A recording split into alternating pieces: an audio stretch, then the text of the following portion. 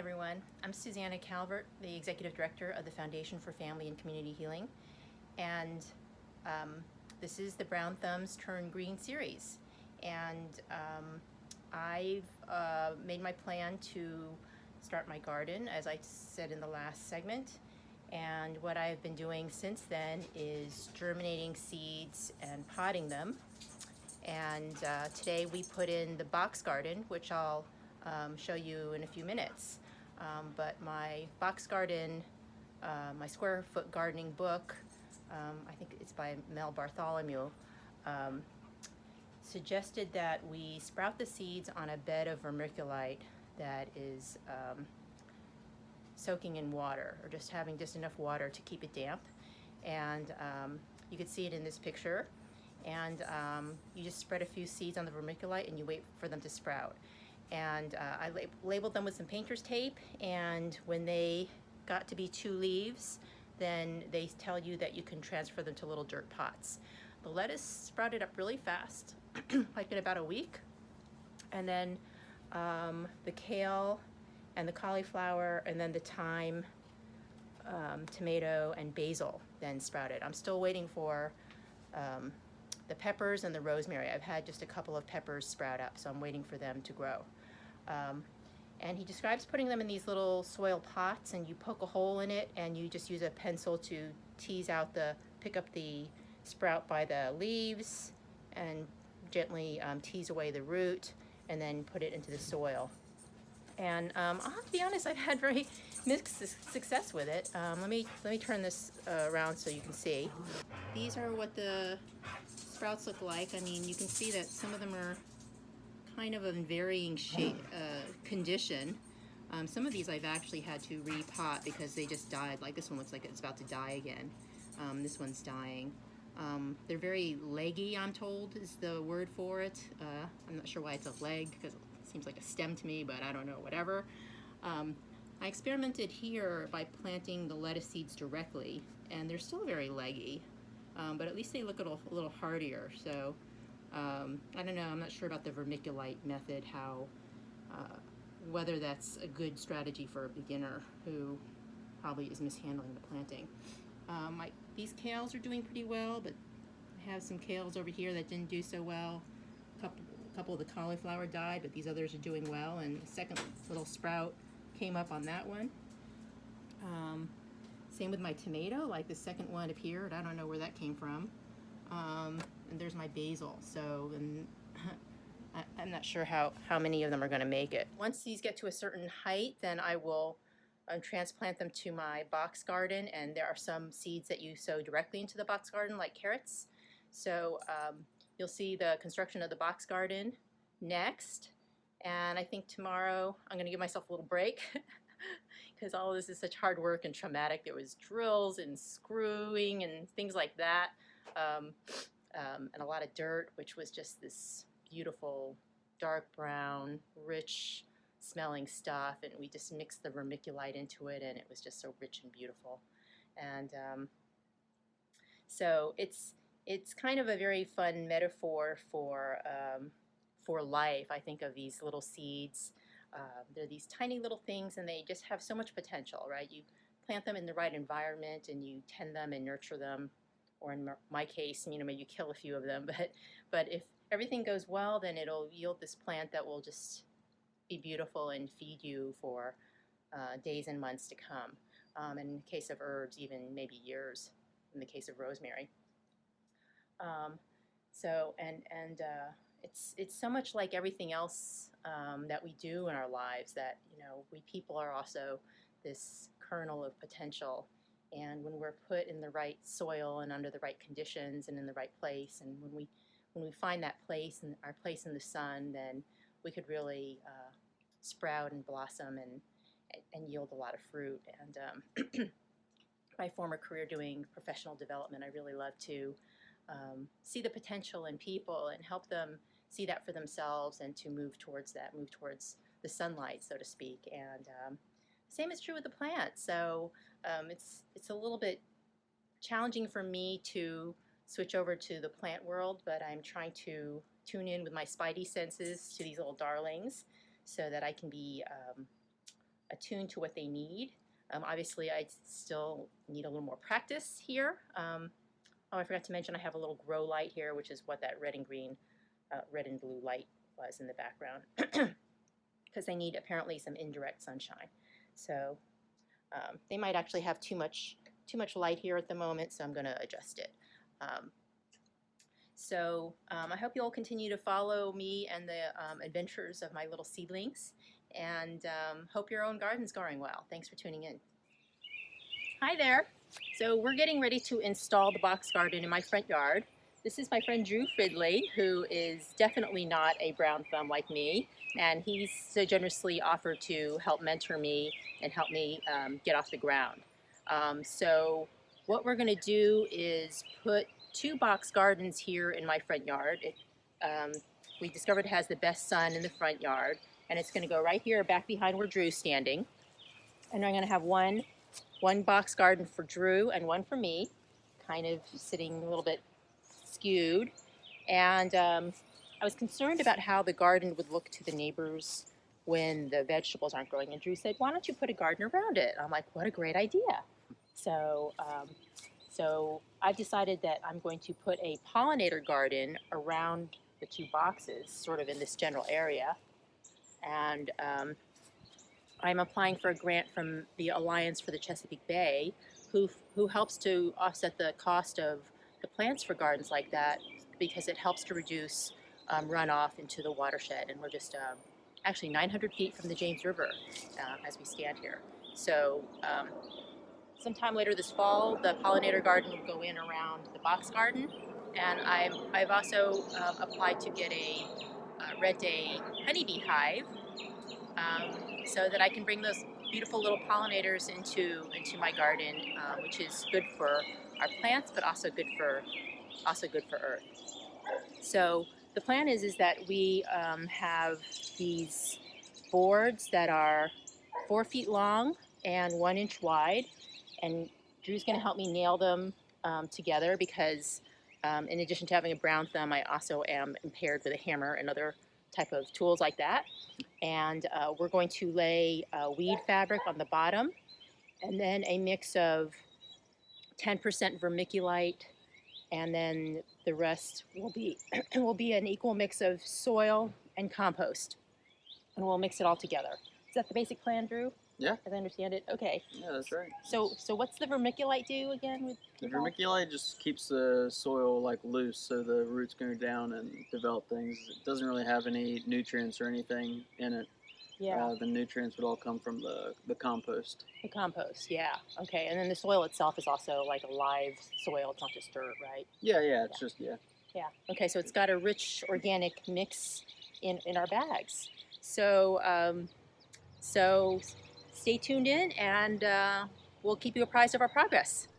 So I transplanted my seedlings. You can see beside me and behind me that I have some tomatoes. I have 2 different kinds of heirloom tomatoes, and then an acorn squash and a hooligan pumpkin.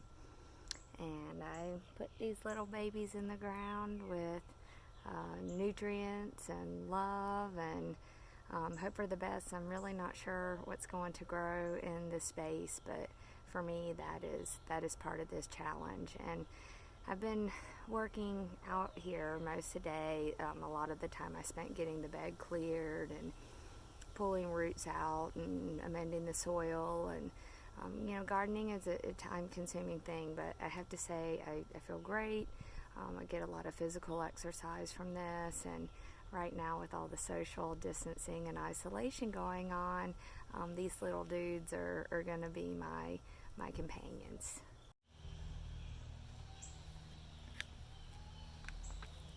So I'm transplanting some of these eggplants, and when you're pulling them out of the container, it's really important to remember not to grab them by the plant. The stem contains its vascular system, so essentially how it transports water, and think of it like its bloodstream. So you can push on the bottom and you can pull them up. A lot of these blocks come right out. And then digging into the ground, especially when you're planting directly in the ground, it's important to make sure that there's no roots obstructing. So you saw earlier where I cleared the bed of larger roots and then tilled in my soil amendments, my compost and my soil with coconut coir, and then additionally my my vermiculite. So putting them in the ground and getting that good soil out that not only has a lot of nutrients, but you also want to try to keep it in a block overall, or just be sensitive to not disrupting its roots. It's fine to kind of, when you're pulling it out, to kind of tickle it along the bottom, such as these tomatoes, for instance. They were big enough that when I pulled them out, the roots were really entwined. So you want to kind of loosen them up a little bit without actually hurting the roots. And then just gently surrounding the plant, again remembering not to touch the stem. These are fragile little babies, and if you grab them and disrupt that vascular system, then essentially they can't breathe. So it's actually more it's actually safer to grab them by the leaves than it is by that central stem. So one thing that's important about getting started is learning your space. And there's actually some soil chemistry that comes into play here, but don't be afraid. This isn't a scary amount or kind of chemistry. But it's important to understand in particular the temperature conditions of your soil. Also, in understanding the pH, you understand how acidic or how basic something is. So if it's too acidic from a lot of oak leaves, for instance, you may need to add some lime. If it's too basic, you may do certain things with your compost to introduce some more acid conditions to that soil. So while this can be very complicated and detailed oriented, it doesn't have to be. So think of it in the way that you think of yourself and your own conditions you like, and the different food that you may like. Do you like more salty food? Do you like bitter food? Think of that soil as the food. That's the house for the nutrients for these plants. So understanding the soil and what plants may like that type of soil, or how to amend your soil to make it more edible for your plants, is just determining what it is that they want to have for dinner. And then temperature conditions are really important to understand for all organisms. Whether it's plants or animals, they have a preferred temperature range, what we refer to as an optimal temperature range. So under what conditions does that organism thrive best? For me, for instance, I'm a southern gal, and so I operate best when it is in the 70s and 80s. There are several things that you can do at home to learn about your soil. You can take a soil sample and send it to your local or state extension office. I did not have the opportunity to do that before coronavirus, and those services have either closed or are just operating on a priority basis. And so I have to make my soil my own priority. I purchased these pH and moisture meters. There's also a light sensor on there, and then I'm also taking the temperature, and I'm doing this for 3 different places along essentially my transect where I'm going to be putting my plants. And then I have also taken those at different time points. So we actually got a little bit of rain last week. I had taken some temperatures before that, and I'm taking some today, and I can see that the temperature has dropped a little bit, and that's because the moisture content is higher. So again, remembering there is a range under which these plants operate best. So there doesn't have to be an exact science, but again, thinking about that comfort zone. What temperature range do you like for your house to be at? That's essentially what we're targeting here. This is their house, and the soil is their dinner.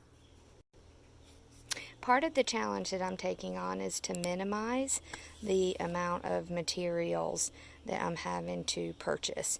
And so I'm looking to reuse a lot of things that aren't recyclable, such as these little dudes.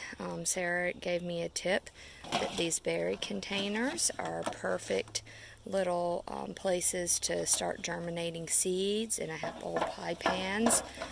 Yogurt containers she also recommended could be cut up and used for the labels. It's good to label your plants and know what is what for when the seeds start coming up, and also when you put the seeds in the soil. I have an old water container for my snake. I have some plant containers that actually were getting tossed in the garbage. And then I used a old litter box for mixing my soil. And I even have a sweet little shovel that I found on the beach. So part of my challenge is to minimize how much new stuff I am purchasing, especially plastic. And it's amazing when you look around your house, or even what's coming out of your fridge, how much there is that can be repurposed for the garden. Whoa! I want to express gratitude for a lot of things and forces that made it possible for me to put in my garden. First and foremost, I want to thank the earth and the planet for giving back to feed us, for that reciprocal relationship. I am grateful that I have water to water my garden. That's certainly not something to take for granted. And I'm grateful for the sun and the rain that helps my plants grow. I'm thankful for all the critters out there that are going to help with pest control. I even had a couple broadhead skinks that were present while I was filming the episode, and keep me entertained. I want to thank all the people who gave me plants and seeds, and so importantly expertise. And I want to thank the sounds, the birds that sing me along, and I also want to express my gratitude toward the musicians that I listen to. In particular, I listened to John Prine, who was on a respirator with COVID when I put my garden in on April 4th, and he has since passed on April 7th. So rest in peace, John Prine, and thank you to the many beautiful and giving things that have made my garden possible.